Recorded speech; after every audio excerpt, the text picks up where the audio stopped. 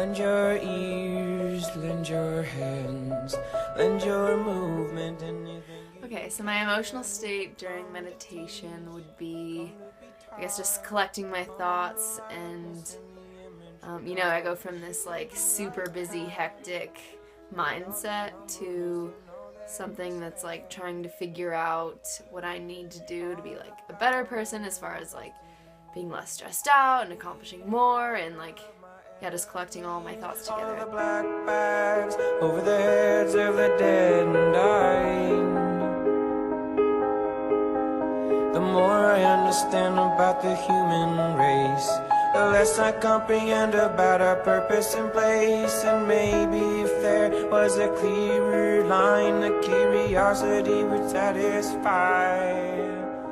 Time-based prophecies that kept me from living. When I pray, I'm like really relaxed and just calm, I guess. I don't really think about other things, and it's just peaceful.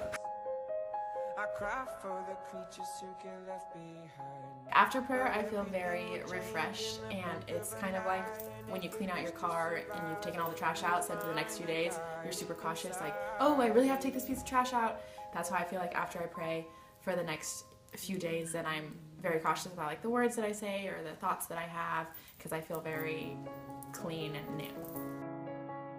So after I meditate, like I said, I feel very calm and kind of just content, but I also feel like clear-minded, if that makes sense. Kind of like I know what needs to be done and like what my priorities are, and maybe just for that day, like instead of my head racing with all the things I have to do that week, after meditation I'm just like, okay, well today I need to do this, this, and this, and it's just comforting and just like very clear-minded and kind of where I'm at that moment. I think before I started praying, I was very conscientious of what other people thought of me, and like the things that I would wear, the things that I would say, I very, very much wanted to fit in. And after I started praying more frequently, I think I realized that it doesn't really matter what others think of you as long as I'm happy with the person that I am. Then that should be enough, because in the end, your happiness in life is mostly gonna come from how you feel about yourself. And if you don't like yourself, nobody else is gonna like you either, even if you wear the in clothes and everything like that. If you don't like yourself, then it's gonna be hard for other people too.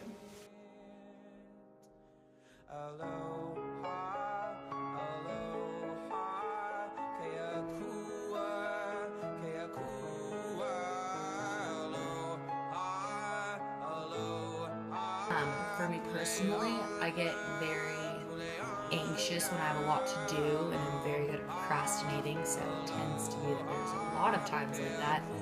And so for me, I find that I'm a lot more productive and a lot less stressed out. I finish things a lot earlier than just getting them done by their due date, and I'm able to plan ahead just because I get that clear mindset and I know how to prioritize kind of my days, and also learn to appreciate each day, and it gives me a couple minutes to just be really thankful for all the good things that I have in my life. And that helps me not be as stressed, because it makes me realize that my problems are so small compared to the problems of others, and for that I'm really thankful that that's my situation. Yeah, so meditating fits in my daily life. Let's see. So like sometimes it could be in the morning, or sometimes after class, or doesn't really matter what time of day, but it just kind of calms me down and brings me back to like a time so I can think and reflect about myself. And so I just think it's a really good time to sit down and actually think about things that I can do to make myself better, rather than just like living life day to day and letting these things pass me by. But I usually start my day by praying. I kind of like lay in bed when my alarm goes off and I pray, and I also I guess just pray throughout my day, little things, like even when I'm walking class. But I mostly pray before bed, and I usually spend my time journaling also. When I was in high school, when I was in 7th grade, I was diagnosed with scoliosis. When I was in high school, then I found out my senior year that I needed to have a spinal fusion, which my doctors told me since 7th grade I was never going to have. And so I think that I became very unspiritual. I think as a 17-year-old that was something I should have to go through, so I guess had some problems praying. I didn't really see the point anymore.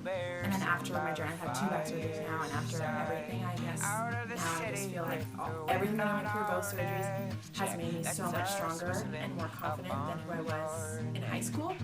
And so now, like, I pray, even though I'm not saying like I'm glad I had surgery, but I'm glad, I think it was a journey that I needed to experience for myself in life. And so now I guess I just am more spiritual because I really get, like the saying, everything happens for a reason. I really get that. At first I didn't see any point to having like any fairness that I had to have surgery, and now looking back I can see how it helped me grow.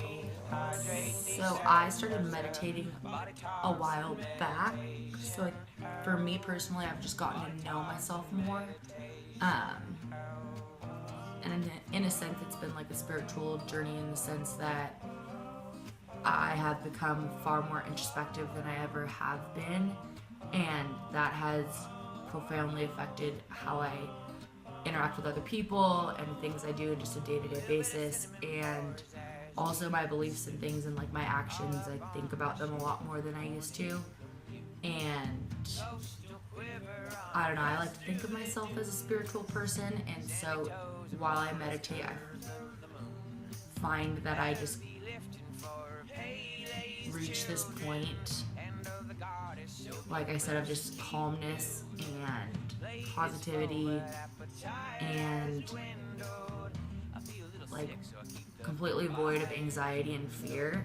And a lot of the other times I am very anxious and kind of worried about things and how they're going to pan out, but through meditation I've learned to kind of calm those fears, and I've learned how to deal with them and what I can do so that I'm not so worried all the time. So that's been kind of my spiritual journey, is just kind of taming the anxiety and the fears that I have in day-to-day life.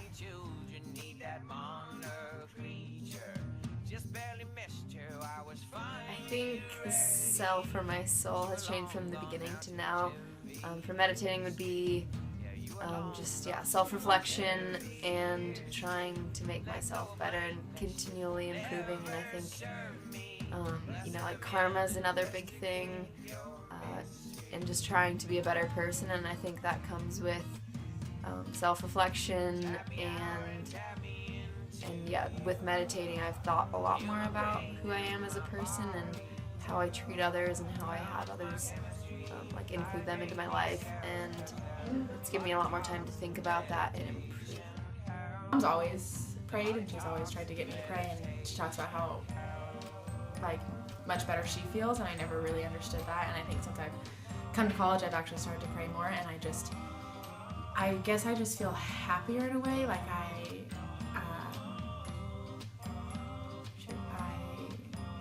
feel more at sense of with who I am, and I don't have to prove anything to anybody else anymore. I just if I make a mistake, I can reflect on it, and I don't need other people's approval as much.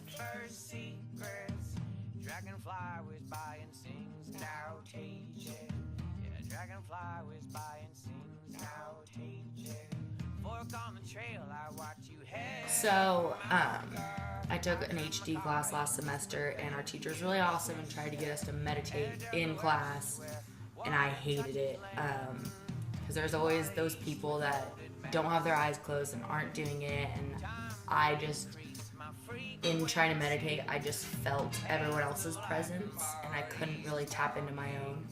And so for me, I 100% would choose to meditate by myself. I can focus only on my energy and what's going on with me. There's not as much interruptions. And I just feel like meditating should be all about you, and you should be the focus, and it's in and of itself just being in that moment with yourself and being okay with that, and just kind of calming the storm inside your head or whatever's going on.